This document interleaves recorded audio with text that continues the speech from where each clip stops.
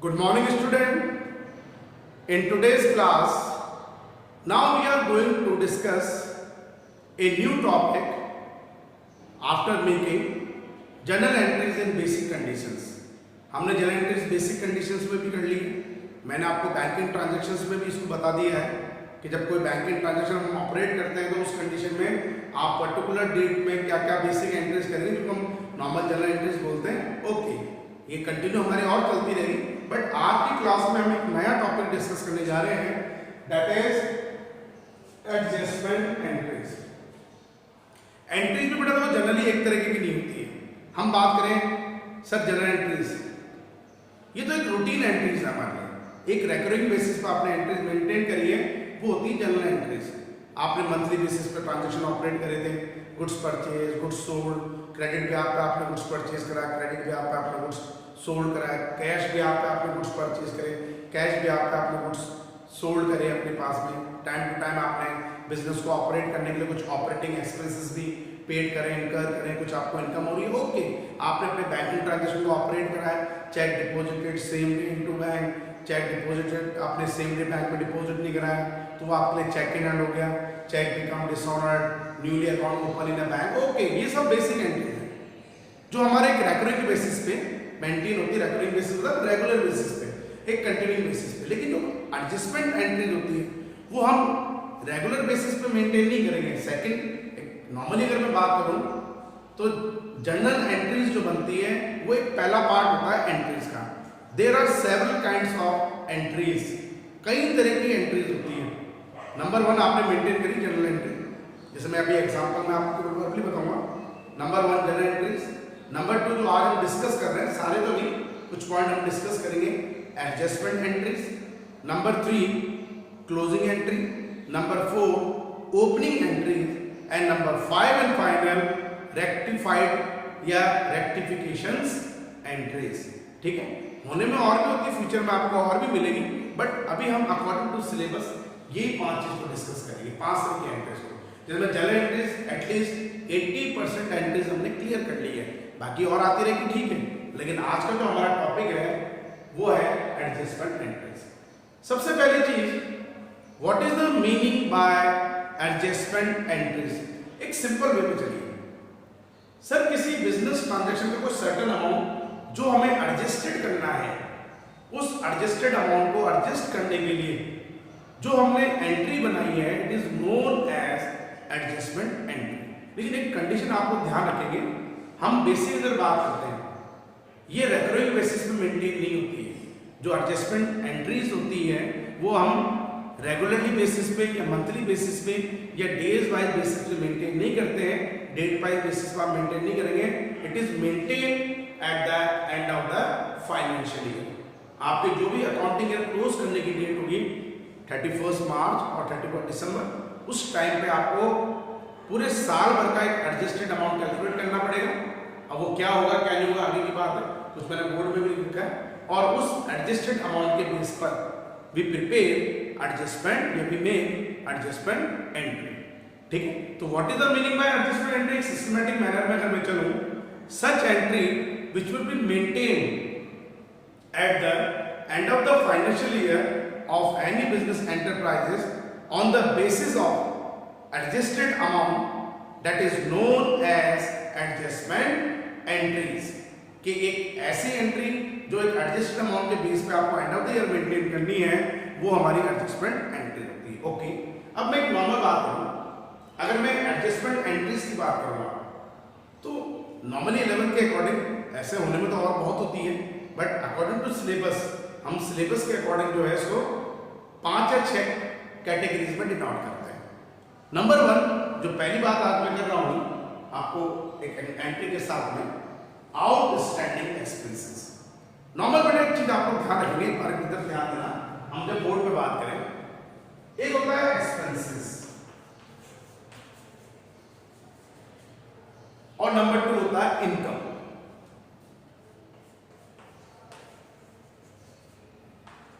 Number one expenses, एक होता है इनकम. हम एक नॉर्मली बात करें, एक होगा एक्सपेंसेस जो हमने पेड कर दिया, जिसके लिए आप बेसिक एंट्री बनाते हो. जनरल एंट्री जो हम करते थे salary paid, rent paid, wages paid, commission paid, salary account debit to cash, rent account debit to cash, wages account debit to cash. अगर आपने चेक से पेमेंट करा है तो आपने टू बैंक कर लिया, ओके, वो जनरल एंट्री है। लेकिन हम बात कर रहे हैं एडजस्टमेंट एंट्री।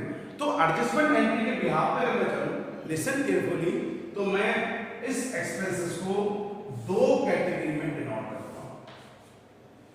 हम इसको दो कैटेगरी में डिनोट करते हैं according to adjusted amount. Expenses classified into two categories. Number one category is outstanding and number two category is prepaid. Number one is a outstanding and number two is a prepaid. Okay. अब इसी चीज को मैं income के behalf पे denote कर लेता हूं। नॉर्मली मेरे को जो इनकम टोटल रिसीव हो रही है करंट ईयर में, वो हमारे पास में कंडीशन क्या होती है, received income. Okay, commission received, rent received, ये आपका एक नॉर्मल इनकम है जिसकी आपने बेसिक एंट्री कर ली, cash account debit to respective income account. Okay, ये हमारी जनरल एंट्री। लेकिन अगर मैं इसको एडजस्टेड के बेस पे चलाऊंगा, अगर एडजस्टमेंट अमाउंट के बेस पे चलाऊंगा, तो इनकम की भी दो कैटेगरीज होती है। नंबर वन कैटेगरी इज, अब इसका अपोजिट मान लीजिए, आउटस्टैंडिंग भी बोल सकते हैं, outstanding income, but accounting processing में हम अकाउंटिंग प्रिंसिपल के अकॉर्डिंग इनकम को आउटस्टैंडिंग नहीं कह सकते हैं। इसका एक नाम होगा अकर्ड या accrued income. Number one is occurred and number two जैसे प्रीपेड है, ये एडवांस है जिसको हम बोलेंगे अनअर्ड, अनअर्ड या एडवांस। ओके, तो इस टॉपिक को क्लियर करने से पहले ये आपको क्लियर करना बहुत जरूरी है कि अगर मैं एक्सपेंसेस को फर्दर क्लासिफाइड करूं तो एक्सपेंसेस जनरली तीन कैटेगरी में हो गया, paid amount, outstanding amount and prepaid amount. Income की भी हमने तीन कैटेगरी का ले लिए, received, total received in current year, number two accrued या accrued and number three earned और एडवांस। ठीक है, अब हम उसको बड़ा डिटेल में क्लियर कर रहे हैं। सबसे पहले जो एक्सपेंसेस का हमारा पहला पार्ट है that is known as outstanding expenses. Board में बकायदा आपके पास लिखा हुआ है आउटस्टैंडिंग एक्सपेंसेस। केवल आज की क्लास में हमें इसको थ्योरिकल फॉर्म में क्लियर करना है, प्रैक्टिकल बाद में लेके चलेंगे। Outstanding expenses, first of all what is the definition of या what is the meaning by outstanding. Outstanding expenses का मतलब क्या होता है, define simple ways. Sir outstanding अगर मैं नॉर्मल हिंदी में बोलूं, बकाया, ड्यू, पेबल, आपको पेमेंट करना था लेकिन आपने पेड नहीं करा, ड्यू चल रहा है, बाकी चल रहा है, आउटस्टैंडिंग एक्सपेंसेस, बाकी चल रहा है जो एक्सपेंसेस करंट ईयर में हम आउटस्टैंडिंग। अब इसको सिस्टमैटिक मैनर में लूं तो अगर मैं सच expenses which are related to the current year but still unpaid or payable in a end of the current year is known as outstanding expenses. Such expenses which are related to the current year but still unpaid or outstanding or payable at the end of the current year is known as outstanding expenses. For example, कैसे? अब एक basic चीज हम example में लें, ये live class में भी आपको इसी तरह से बताया जाएगा बेटा। अब एक नॉर्मल बात है, मेरा फाइनेंशियल ईयर स्टार्ट हो रहा है from 1 April, listen carefully, 1 April को end going to be end on 31 March. Okay, April to 31 March मुझे करंट ईयर में 12 महीने का कोई सैलरी पे करनी है। अप्रैल से लेकर मैं मार्च तक 31 मार्च कैलकुलेट करूंगा, अप्रैल, मई, जून, जुलाई, अगस्त, सितंबर, अक्टूबर, नवंबर, दिसंबर, जनवरी, फरवरी, मार्च, 12 मंथ मेरे पास बनते हैं। लेकिन in case and of the current year जब मैंने अपने आप को एनालिसिस किया, हाँ ठीक है मंथली आप पे कर रहे हो, ओके, अप्रैल का पे हो गया, मई का पे हो गया, जून, जुलाई, अगस्त, लेकिन हुआ क्या, आफ्टर 31 दिसंबर, जनवरी, फरवरी, मार्च, 3 महीने की सैलरी आपने अपने स्टाफ को नहीं दी और आपका अकाउंट क्लोज हो गया 31 मार्च को। That means at the end of the current year, January, February, March, 3 month की सैलरी जो हमने पेड नहीं करी है, इसे हम बोलेंगे आउटस्टैंडिंग सैलरी। करंट ईयर में हमें पे करनी थी पूरे 12 महीने की सैलरी, बट वी पे only for a 9 month, that means 12 minus 9, 3 month is a outstanding. अब एक बेसिक चीज है, मैं जितनी सैलरी पेड कर रहा हूं फ्रॉम अप्रैल 1 टू 31 दिसंबर, इसकी मैं बनाऊंगा basic entry. Basic entry means general entry. Paid amount तो है, करंट ईयर में हमने पे तो करा है, आपके पास कैश जा भी रहा है, एक्सपेंसेस नॉमिनल नेचर अकाउंट है वो डेबिट भी हो रहा है, तो हम अगर बेसिक एंट्री करेंगे इसकी जनरल एंट्री, तो ऐसा नहीं है कि हम एडजस्टमेंट एंट्री जब बनाते तो बेसिक एंट्री नहीं बनाई जाती है। बेसिक एंट्री अपनी जगह है, वो अपने मंथली बेसिस पे ऑपरेट हो रही है, वो आपको डेट वाइज ऑपरेट करनी है, ओके, बट एडजस्टमेंट एंट्री हम कब प्रिपेयर कर रहे हैं? At the end of the year.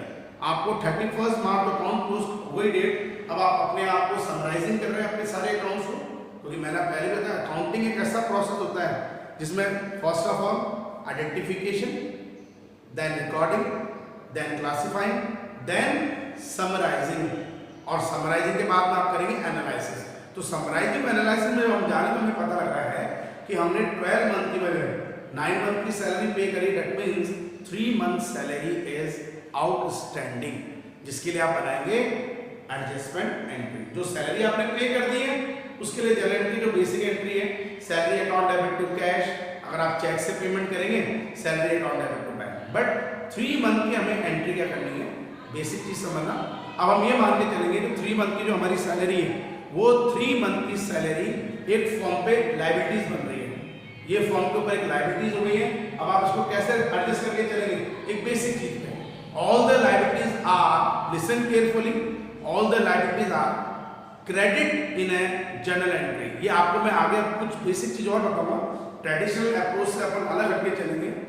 Assets और लायबिलिटीज, एसेट्स इंक्रीज करती है या एसेट अराइज हो रही है, should be debited in entry, और एसेट डिक्रीज करेगी किसी भी रीजन से तो should be credited. Liabilities increase करती है, चाहे वो आउटसाइड लायबिलिटीज हो चाहे एक्सटर्नल लायबिलिटीज हो, अगर वो इंक्रीज करेगी शुड बी क्रेडिटेड, अगर कोई लायबिलिटी डिक्रीज कर रही है किसी भी रीजन से शुड बी डेबिटेड। तो यहाँ पे हम ये चीज मान रहे हैं, outstanding expenses is a liabilities, ये हमारे लिए लायबिलिटीज है, आपको फ्यूचर में पे करनी है, रिस्पॉन्सिबिलिटी है, तो हमें इसे करंट लायबिलिटी तरह मान के ट्रीट करना, but in a current year, end of the current year हम इसकी एडजस्टमेंट एंट्री क्या बनाएंगे, एज ए लायबिलिटी ट्रीट करके all the liabilities are credit in a entry. तो हमने क्या कर लिया, इसको आउटस्टैंडिंग एक्सपेंसेस को कर लिया हमने क्रेडिट, बट इसका कोई ना कोई तो बेस है, तो इस आउटस्टैंडिंग एक्सपेंसेस का बेस वो रेस्पेक्टिव एक्सपेंसेस होगा जिसपे ये बेस करता है, जिससे वो रिलेटेड है। तो हमने डेबिट किसको कर लिया, वही नॉमिनल नेचर के अकॉर्डिंग ऑल द एक्सपेंसेस। अब एक्सपेंसेस तो है ही, डेबिट होगा, लेकिन एडजस्टमेंट एंट्री में रेस्पेक्टिव एक्सपेंसेस आप डेबिट करेंगे, तो respective expenses account debit to outstanding expenses account. अब इसको हम एक प्रैक्टिकल सम में विद एग्जांपल जब क्लियर करेंगे आपको और अच्छी तरह क्लियर हो जाएगा, बट अभी हमने एक थ्योरिटिकल फॉर्म में इसको क्लियर करा है। Number 2, after outstanding expenses second category में क्या थी एक्सपेंसेस की, that is prepaid. What is the meaning bye prepaid? Such pre नाम ही प्रीपेड, एडवांस में पे कर दिया। सच expenses which are related to the next year but paid in advance in a current year is known as prepaid expenses। ऐसे expenses जो हमारे next year से related थे but हमने इसको एडवांस पे करंट ईयर में पे कर दिए हैं, that is prepaid expenses। For example कैसे, हमें स्टाफ की सैलरी पे करनी है फाइनेंशियल ईयर के अकॉर्डिंग 12 मंथ की, ओके 12 मैक्सिमम फाइनेंशियल कितने मंथ का होता है, 12 मंथ का। तो हमने माना कि रेकरिंग नेचर का बिजनेस है, कंटिन्यूइंग नेचर का बिजनेस है, हमें सैलरी पे करनी थी 12 महीने की, बट हमने 12 मंथ की सैलरी पे करने की बजाय 3 महीने की सैलरी एडवांस में ही अपने एम्प्लॉयज को दे दी है। That means we paid salary for a 15 month. 12 की बजाय कितने मंथ की, 15 मंथ की हमने सैलरी पे कर दी। दैट मीन्स 3 मंथ की सैलरी जो हमने पेड करी है 15 minus 12 equals to 3 month, it is a prepaid salary. आपने एडवांस में ये सैलरी पे कर दी है, ओके। अब नॉर्मली चीज है, मैं जब इसकी जनरल एंट्री मेंटेन करूंगा तो जनरल एंट्री तो मैंने जितना एक्चुअल में पेड करा है फॉर ए 15 मंथ वही करूंगा, जर्नल एंट्री तो बनेगी देखो, जिसकी मैंने बेसिक एंट्री कर ली, salary account debit to cash account, date wise जो मंथली बेसिस पे आपको मेंटेन करनी है। बट 3 मंथ की जो सैलरी है प्रीपेड है, मैं इसको कैसे एडजस्ट करूंगा? अब यहाँ पे एक प्रैक्टिकल बात है, आउटस्टैंडिंग एक्सपेंसेस का अपोजिट होता है प्रीपेड। अगर आउटस्टैंडिंग एक्सपेंसेस हमारी करंट लायबिलिटी क्रिएट हो रही है, तो प्रीपेड एक्सपेंसेस का अपोजिट हमारे पास में क्या हो जाएगा? करंट एसेट्स का। लेकिन हम बोलेंगे क्यों ऐसा क्यों सर? ये भी तो एक लायबिलिटीज थी, हमने पे कर दी, लेकिन अब हम क्या मानेंगे? इन ए फ्यूचर अब हमें नेक्स्ट ईयर में 12 मंथ की सैलरी पे नहीं करनी है। अब नेक्स्ट ईयर में जो आप सैलरी पे करोगे वो ओनली 9 मंथ की पे करोगे, क्योंकि आपने 3 मंथ की सैलरी उसको प्रीवियस ईयर में मतलब करंट ईयर में दे दी है। तो अब ये नेक्स्ट मंथ के बिहाफ पे अपनी इनकम हो जाएगी, ये अपनी इनकम हो गई है, मैं उसको इनकम की तरह ट्रीट कर रहा हूँ, ठीक है। लेकिन ये मेरा बेनिफिट हो गया फ्यूचर के लिए, तो इससे मैं बेनिफिट मतलब मेरी एक सेविंग हो गई है, एक एक्सपेंसेस मेरा डिक्रीज कर गया है। तो according to adjustment entry outstanding को जैसा क्रेडिट कर रहे हैं, तो प्रीपेड इज ए डेबिट। आपको प्रीपेड एक्सपेंसेस को क्या करना पड़ेगा? एक बेनिफिट मान के फ्यूचर के लिए आपको डेबिट करना है। तो prepaid expenses account debit to respective expenses account. Journal entry जो आपने बनाई है वो तो आपको बनानी है, वो आपने 15 मंथ की पेमेंट कर दी है, salary account debit to cash, वो 15 मंथ की। बट 3 मंथ का एडजस्टमेंट हमने कैसे कर लिया है? इसको एक नॉर्मल वे में एडजस्ट करके prepaid expenses account debit to respective expenses. ये तो हम जब एग्जांपल वगैरह करेंगे बेटा, उसमें आपको और अच्छी तरह क्लियर जाएंगे, उसमें कोई प्रॉब्लम नहीं है। तो आज की क्लास में हम बेटा इतना ही डिस्कस करेंगे, नहीं तो ज्यादा हो जाएगा। लेकिन इसके नोट्स मैं आपको अवेलेबल करा दूंगा, आपको मिल जाएंगे नोट्स, ठीक है। इसको आप अपनी कॉपी में नोट डाउन करेंगे, उसके बाद में ये टॉपिक आपके लिए एक इंपॉर्टेंट टॉपिक है, इजी लगेगा, क्योंकि आगे हम एक चैप्टर करेंगे फाइनल अकाउंट विद एडजस्टमेंट्स। उसमें बहुत बड़ा रोल होता है बेटा इस चीज का, थोड़ा ध्यान देके हमको चलना पड़ेगा, तो ये चीज क्लियर होगी। तो आउटस्टैंडिंग आज की क्लास में हमने आउटस्टैंडिंग एक्सपेंसेस और प्रीपेड एक्सपेंसेस को डिस्कस करा है। एग्जाम्पल के साथ इसको हम बाद में डिस्कस करेंगे। तो आज की क्लास यहीं ओवर कर रहे हैं। Thank you and have a nice day. Be safe at your home and do your studies in a regular basis.